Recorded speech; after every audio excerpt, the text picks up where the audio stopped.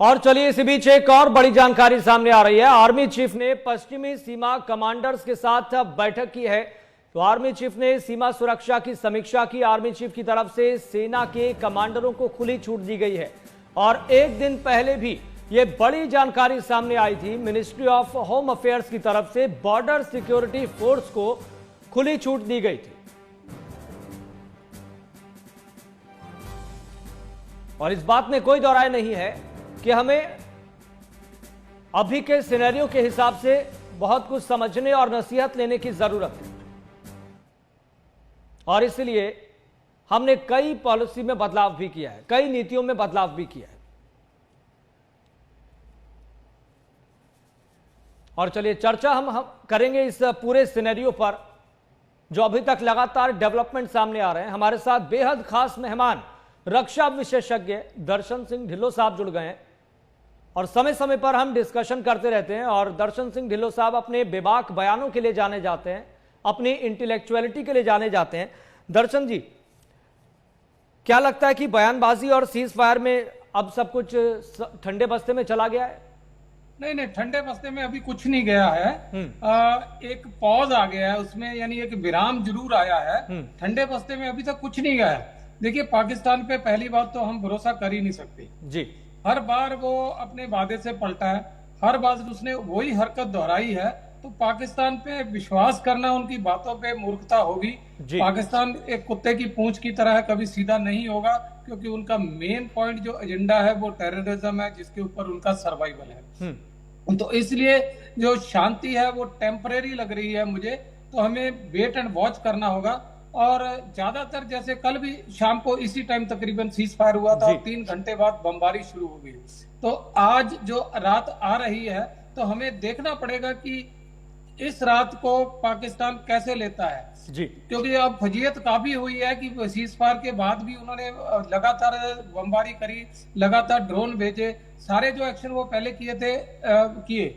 हालांकि आज सुबह से शांति है, क्योंकि उनके ऊपर जरूर कहीं ना कहीं से डंडा आया हो सकता है, डोनाल्ड ट्रंप की तरफ से आया हो, क्योंकि उन्होंने ट्वीट भी किया था कि मैंने ये शांति करवाई है दोनों के बीच में, मैंने वॉर को रोका है। और अगर वॉर नहीं रुक रही है तो इसमें डोनाल्ड ट्रंप की भी फजीयत होगी, तो वो ऐसा होने नहीं देंगे, पाकिस्तान के ऊपर डंडा चलेगा। पर पाकिस्तान ट्रस्टवर्दी नहीं है, इसलिए जो हमने ऑपरेशन सिंदूर है उसको कॉल ऑफ नहीं किया है। देखिए, अगर न्यूज में ऑफिशियली हमने उसको कॉल ऑफ नहीं किया, इसका मतलब यह है कि अलर्टनेस में कोई ढील नहीं होगी, बॉर्डर पे शांति रहेगी। हम क्रॉस बॉर्डर कुछ नहीं करेंगे, पर अपनी तरफ से हमारी एयर डिफेंसेस या किसी चीज में ढील नहीं देंगे। दूसरा, जैसे अभी आपने बताया कि खुली छूट दे दी गई है बीएसएफ को वगैरह, इस टाइम में जो होता है कि यूनिफाइड कमांड हो जाती है। जो बीएसएफ है, जितनी पैरामिलिट्री फोर्सेज है, सब आर्मी के अंडर प्लेस कर दी जाती हैं। तो एक ही कमांड है जो आर्मी कमांडर से सबसे सुप्रीम अथॉरिटी है, आर्मी कमांडर। तो सारी यूनिट्स, बटालियन, ब्रिगेड जो है उसमें कोई भी एलिमेंट, चाहे अगर वो पैरामिलिट्री फोर्सेज हो, आर्मी हो, तो वो सब एक ही कमांड से, एक ही ऑर्डर से करते हैं, ताकि तालमेल बना रहे। पीस टाइम में जरूर जब नहीं होता तो बीएसएफ होम मिनिस्ट्री के हुक्म लेती है, आर्मी एमओडी से हुक्म लेती है, पर इस टाइम में एक यूनिफाइड कमांड होती है। इसीलिए सीडीएस का पद भी इसीलिए बनाया जाता है कि तीनों सेनाएं भी इस टाइम यूनाइटेड होती हैं। उनके साथ सीडीएस के साथ भी लगातार मीटिंग चल रही है, हम सिचुएशन पर नजर बनाए हुए हैं जी। लेकिन सर, मैं ना अपने आसपास के माहौल को, क्योंकि आना जाना रहता है, चाय की टपरी पर क्या चल रहा है, सोशल मीडिया पर क्या चल रहा है, वहां के सेंटीमेंट को सर मैं भांपने की कोशिश कर रहा हूं। सवाल यह है कि जीत हार किसकी हुई है? देखिए, अभी जो जीत तो हम ये कह सकते हैं कि हमने जहां हमारी पॉजिटिवली 100% जीत हुई है वो है कि हमने उनके ठिकाने ध्वस्त किए हैं, इसमें कोई शक नहीं है जी। बहुत सारे आतंकवादी मारे गए हैं, मसूद अजहर का जो हेडक्वार्टर है वो ध्वस्त हो गया है। ये हमारी एक क्लियर जीत है जो पाकिस्तान ने खुद एक्नॉलेज कर रही है। हार हमारी कुछ नहीं हुई है, हार पाकिस्तान की हुई है, क्योंकि जो दोबारा उन्होंने एक्शन किया था, ड्रोन भेजे, मिसाइलें फेंकी, उसको हमने सबको नाकाम दिया। तो ये भी हमारी एक जीत है कि हमारी जो एयर डिफेंस को वो भेद नहीं पाया। हालांकि हम जीत कुछ और भी सकते थे, अगर ऑफेंसिव होते, हमारे फाइटर अंदर जाते, जो आर्मी अंदर जाते, पर हमने एज ए रिस्पॉन्सिबल नेशन ना तो एलओसी को वायलेट किया है, ना इंटरनेशनल बॉर्डर को वायलेट किया है। तो रेस्ट्रेन है जो हमारी गवर्नमेंट की पॉलिसी है, तो उसके हिसाब से हम आगे नहीं गए, ना ही हमारा कोई एयरक्राफ्ट गया है। तो हमने तो कोई यही अगर जीत कहा जाए तो हमने जो टेररिस्टों की बैकबोन तोड़ने की वो जीत करी है, और एक पाकिस्तान के जो ऑफेंसिव डिजाइन है उनको हमने फेल किया है। कोई भी बड़ा एक्शन यहाँ पे नहीं कर पाए, तो ये दो हमारी जीत है। और अगर हार की बात करें तो पाकिस्तान के हिस्से में कुछ नहीं आया है, बुरी तरह एक्सपोज हो गए हैं। लेकिन सर हैरानी की बात तो ये है, शहबाज शरीफ कह रहा है कि ये फैंटम विक्ट्री है पाकिस्तान की, और वहां पर लड्डू बांटे जा रहे हैं पाकिस्तान में। लगता है शहबाज शरीफ ने यह भी कहीं सोशल मीडिया पे पढ़ लिया है, तो दोबारा से उसके पास जो सोशल मीडिया की रील कहीं आ गई है जिसमें भारत के हवाई जहाज गिराने की कोई जिक्र होगा, तो वो खुशी में लड्डू बांट रहे हैं। चलो अच्छा है, पाकिस्तान की जनता को फ्री में लड्डू तो मिल रहे हैं, क्योंकि वहां तो खाने के लाले पड़े हुए, आटा तो मिल नहीं रहा, पेट्रोल मिल नहीं रहा, और डॉलर भी इतना महंगा हो गया, बाहर कोई जा नहीं सकता। तो अच्छा है, फ्री का लड्डू मिल रहे हैं। अगर सरकार बांट रही है तो कम से कम एक दिन तो भरपेट खाना पाकिस्तानी खुश होकर खा ले। लेकिन सर इसमें सीज फायर तो हो गया, लेकिन ये गेम प्लान असल में नजर किसका आता है? देखिए, गेम प्लान तो बहुत नजर आ रहा है पाकिस्तान का है। गेम प्लान क्लियर कट, वो झुकने को माना तभी है जब उसको कुछ एड मिल गई है। अभी जो आईएमएफ से एड मिली है, एक बहुत बड़ा पैकेज उसको मिल गया है, तो अभी हमारी जिम्मेवारी बनती है और कि हम यूएसए से, बाकी आईएमएफ से, क्योंकि आईएमएफ में हम भी कंट्रीब्यूटर है, 8th बड़ा कंट्रीब्यूटर भारत है। 2 से 3% सर हमारा इंडिया का कंट्रीब्यूशन है, जबकि अमेरिका का 16 से 17% है, ये डेटा के साथ है, और अमेरिका पहले नंबर पर है। बिल्कुल, तो अमेरिका और हम मिलके हम उसका ऑडिट कराएं कि ये पैसा आखिर जाएगा कहां। अगर तो ये पाकिस्तान के लोगों की भलाई के लिए खर्च हो तो ठीक है, पर अगर ये टेररिस्टों का ट्रेनिंग में खर्च हो तो जरूर उसमें नकेल करनी चाहिए, अकाउंटेबिलिटी तो चाहिए ना। कि पहले भी देखिए एफएटीएफ ने इन पे सैंक्शन क्यों लगाए थे, ग्रे लिस्ट में क्यों डाला, क्योंकि ऐसी एड को इन्होंने दूसरी तरफ डाइवर्ट किया था। उसके बाद हाफिज सईद वगैरह पे कुछ रिस्ट्रिक्शन लगा के हाउस अरेस्ट करके एफएटीएफ की लिस्ट से बाहर आए, और हाफिज सईद को फिर बरी कर दिया, क्योंकि सबूत ही नहीं दिया कोर्ट को, तो बरी हो जाना था। तो ये ऐसे ड्रामे पाकिस्तान करता रहता है। तो हमें जो एड उनको मिली है, एक तो उस पर नजर रखनी होगी, उसका ऑडिट के लिए हमें प्रेशराइज कर रहा है। दूसरा, जो रोग नेशन इनके साथ खड़े हुए हैं, खासकर टर्की, चाइना का तो हमें पता ही है, हम वेल नोन फ्रेंड है इनका, तो उसकी इन्वेस्टमेंट है। जो टर्की एक नया पैदा हुआ है जिसे भारत ने बहुत मदद करी थी, तो हमें टर्की के साथ फ्लाइट्स, टूरिज्म, ये सारी चीजें रोकनी होंगी, ताकि उनको भी थोड़ा पिंच हो, पता लगे कि पीठ में छुरा मारने का मतलब क्या होता है। तो ये चीजें हमें जरूर कूटनीतिक तौर पे करनी पड़ेंगी। लेकिन सर मुझे ये अभी तक के सिनेरियो में और कहानी में एक चीज जरूर समझ आ रही है। मुझे तो लगता है कि चाइना का इसमें बहुत बड़ा गेम है। मैं इसमें एक दो पॉइंट रखता हूं सर इसमें, आप भी बताइएगा कि ये सही है या फिर नहीं है। पॉइंट ये है कि चाइना ने पाकिस्तान को प्रेशराइज किया कि भाई पीओके में नुकसान हुआ है, सीपैक को नुकसान हुआ है, अब आप पैसे लाइए इसको ठीक करने के, और पैसे उसने मांगे आईएमएफ से, अप्रूव करवाए अमेरिका ने, पैसा मिल गया पाकिस्तान को, ये पैसा लगेगा सीपैक पर।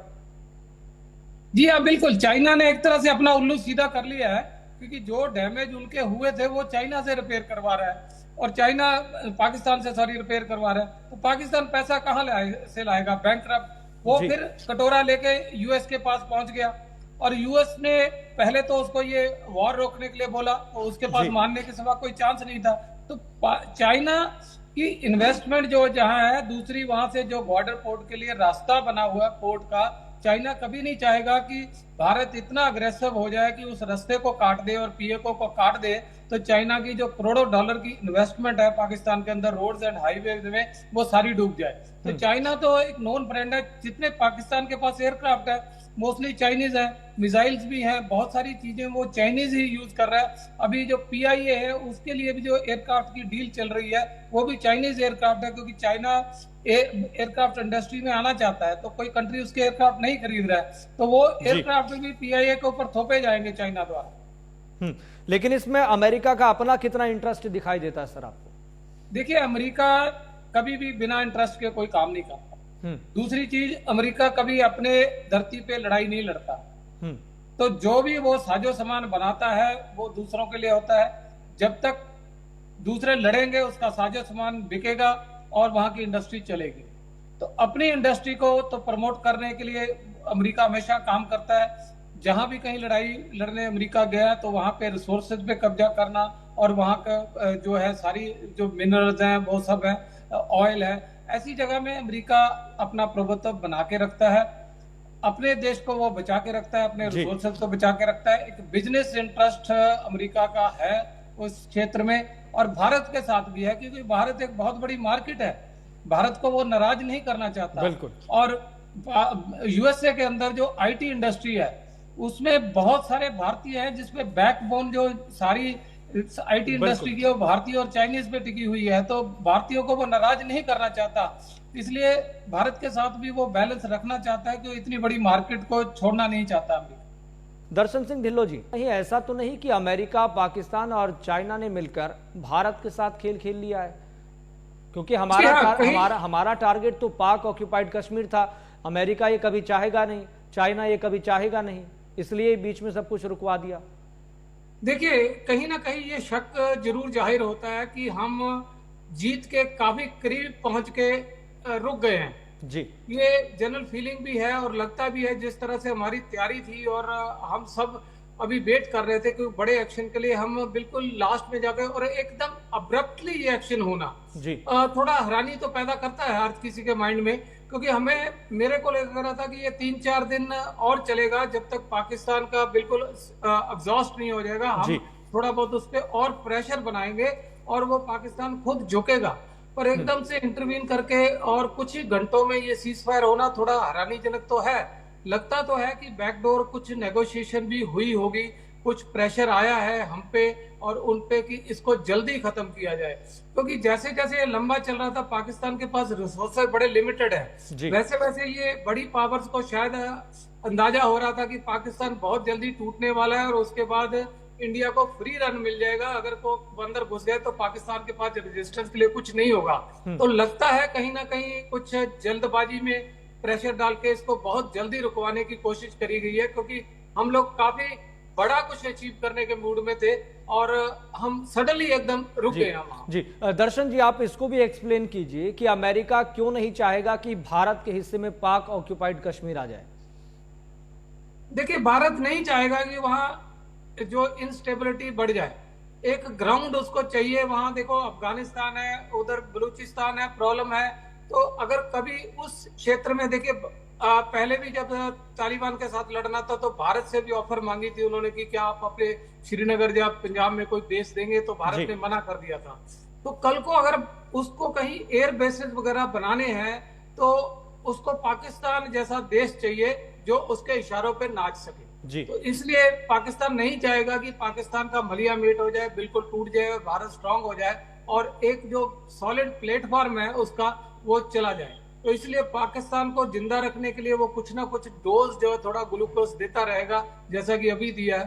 तो उसके इंटरेस्ट है कि दोनों साइड जो बैलेंस ऑफ पावर रहे, एक चीज खत्म ना हो, क्योंकि देखिए हथियार भी बिकेंगे, मार्केट भी रहेगी और एक बेस भी बना रहेगा। तो उनका मल्टीप्रॉन्ग जो एम है वो फुलफिल होता है जब तक इस तरह की टेंशन चलती है और दोनों देश बने रहते हैं। आपको लगता है कि अमेरिका को इस बात से चुभन होती होगी कि इस गंभीर सिनेरियो में जो अमेरिका ने F-35 बेचने की भारत के सामने पेशकश करी, हमने कोई डील नहीं करी, कोई प्रतिक्रिया नहीं दी, लेकिन जब डिफेंस डील की बात होती है तो हम सबसे ट्रस्टेबल पार्टनर रशिया को मानते हैं, उससे डील भी करते हैं, लेकिन अमेरिका से हम डील करने से थोड़ा हिचकते हैं।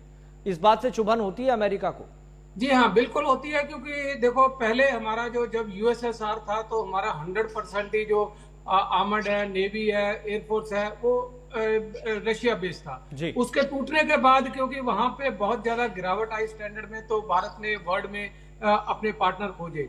अभी भी जब हम कोई इक्विपमेंट खरीदते हैं तो सबसे पहली जो, जब हम आर्मी में होते थे, general service qualitative requirement GSQR दी जाती है, तो उसके हिसाब से हम अपने पैरामीटर सेट करते हैं। उस पैरामीटर में जिस कंट्री का इक्विपमेंट आता है हम उस पर ट्रायल करते हैं।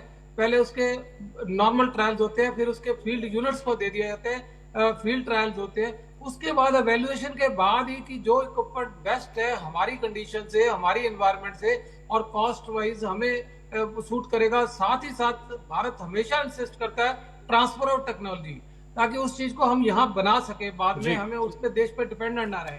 तो ये चीजें हमारी बेसिक होती हैं, तो हम बेस्ट ऑफ द इक्विपमेंट हमेशा खरीदने की कोशिश करते हैं। और यूएसए ने कोशिश करी थी हमें F-35 वगैरह बेचने की, और भारत ने उसको पोलाइटली मना कर दिया था, क्योंकि अभी हमने राफेल के साथ डील करी है। और डिफरेंट टाइप की इन्वेंट्री लेने में भी प्रॉब्लम है, क्योंकि मेंटेनेंस की प्रॉब्लम आती है। तो हम मिनिमम टाइप की फ्लीट रखना चाहते हैं, ताकि मेंटेनेंस की प्रॉब्लम भी ना हो। सर, अगर मैं सीक्वेंस समझना चाहूं आपसे कि हमारा पहले नंबर पर दुश्मन कौन है, दूसरे नंबर पर कौन है, तीसरे पर कौन है, चौथे पर कौन है, पांचवें पर कौन है, तो पहले नंबर पर आप किसे रखेंगे? लेकिन आप जवाब दें उससे पहले मैं जॉर्ज फर्नांडिस का वो बयान दर्शकों को याद दिलवाना चाहता हूं। एक बार जॉर्ज फर्नांडिस साहब ने कहा था कि हमारा दुश्मन पहले नंबर पर पाकिस्तान नहीं है, चाइना है। 1990-1995 में उन्होंने ये बात कही थी। बिल्कुल। देखिए, सबसे पहला दुश्मन तो हमारा जो है पाकिस्तानी है जी। नंबर 2 पे हम चाइना को मानते हैं। 2 रीजन है। एक तो जो चाइना के साथ इलाका है बहुत टफ है, और उस टफ इलाके में फाइट जो है बहुत लिमिटेड है, और लिमिटेड अग्रेशन ही हो सकता है। लेह लद्दाख और अरुणाचल के एरिया में, पहाड़ों में हो सकता है अग्रेशन। उसके बाद लगातार एक पहाड़ों की श्रृंखला है, तो नीचे तेजपुर वगैरह तक, जहां हमारी आबादी के क्षेत्र है, वहां तक पहुंचना नामुमकिन है। पाकिस्तान की ऐसी जगह है कि ये जगह बहुत प्राइम लैंड है, बिल्कुल प्लेन एरिया है, और दोनों तरफ कल्चर एक जैसा है। तो ये यहाँ पे इन्फिल्ट्रेशन करनी बहुत आसान है पाकिस्तान के लिए। कश्मीर में भी उनकी बोली और पहरावा मिलता है, पंजाब में भी उनकी बोली और पहरावा मिलता है। अगर 2 आदमी उधर से इधर मिक्सअप हो जाते हैं, एंटर कर जाते हैं, तो वो एक बेस बनाने में इजिली कामयाब हो जाते हैं, बजाय इसके कि चाइनीज अगर आते हैं तो बहुत जल्दी आइडेंटिफाई हो जाते हैं। पहले तो लाइन ऑफ कम्युनिकेशन लंबा है, फिर उनका कल्चर, लैंग्वेज सब कुछ डिफरेंट है, तो लोकल पॉपुलेशन के साथ मिक्सअप होना थोड़ा मुश्किल है। रेंज भी उनकी जो बेसेस है, वहां से हमारे सारे ही जो बड़े सिटीज है वो दूर है, तो हमें उतना खतरा नहीं है उनकी मिसाइल और एयरक्राफ्ट से। समुद्र भी नहीं सर लगता कि वो समुद्र के शिप के रास्ते से एयरक्राफ्ट कैरियर से आ जाए। तो पाकिस्तान के साथ क्या है कि समुद्र भी लगता है, एयरक्राफ्ट से भी आ सकते हैं, एयरक्राफ्ट कैरियर से भी अब जहाज भेज सकते हैं, और सारे ही हमारे जो बड़े एयरफील्ड है, हमारी राजधानी भी है, दिल्ली भी है, वो भी उनकी मिसाइल्स की रेंज में आ जाती है। तो इसलिए पाकिस्तान पे हमें ज्यादा नजर रखनी होगी, और दुश्मन नंबर 1 पाकिस्तान ही रहेगा, क्योंकि इसके साथ हमने पहले भी कितने युद्ध लड़ चुके हैं, कितना नुकसान उठा चुके हैं, और एक लगातार इसके साथ जो डिस्प्यूट है वो चल रहा है हमारा। ठीक है। और तुर्की कितना बड़ा दुश्मन निकलकर सामने आया है? तुर्की तो एक जो पीठ में छुरा घोंपने वाला दोस्त निकल के आया है, कि जिसकी हमने मदद करी, जिससे हमारी कोई दुश्मनी भी नहीं थी, हमारे अच्छे रिलेशन थे, वो जाके दुश्मनों के साथ सीना तान के खड़ा हो गया। तो ये एक नया दुश्मन जो हमने पैदा कर लिया है, खुद पैदा हो गया, हमने नहीं पैदा किया, पर हमारे जो विश्वास को धोखा दिया उन्होंने, हमारे साथ जो मार करी है उन्होंने, वो अच्छा काम नहीं किया, और तुर्की को इसके नतीजे भी भुगतने पड़ेंगे, क्योंकि बहुत सारे हमारे रिलेशन थे, बहुत टूरिस्ट आते थे, और तुर्की को इसका नुकसान फाइनेंशियली, कल्चरली उठाना पड़ेगा। जी। और सर, डिबेट की समाप्ति की ओर हैं हम, लेकिन एक आखिरी में सवाल आपसे ये कि हमें अपने लेवल पर तैयारियों को किस तरह से पुख्ता करना चाहिए, नसीहत क्या लेनी चाहिए? देखिए, नसीहत ये लेना चाहिए कि ये जो आतंकवाद है बिना लोकल सपोर्ट के पनपता नहीं है जी। हमें पूरी उनकी इन्वेस्टिगेशन करनी चाहिए, पूरी उनकी ट्रेल ढूंढनी चाहिए, उनके ठिकाने ढूंढने चाहिए, चाहे वो पहाड़ों में हो, मैदानों में हो, किसी घर में हो, किसी पॉलिटिशियन के घर में हो।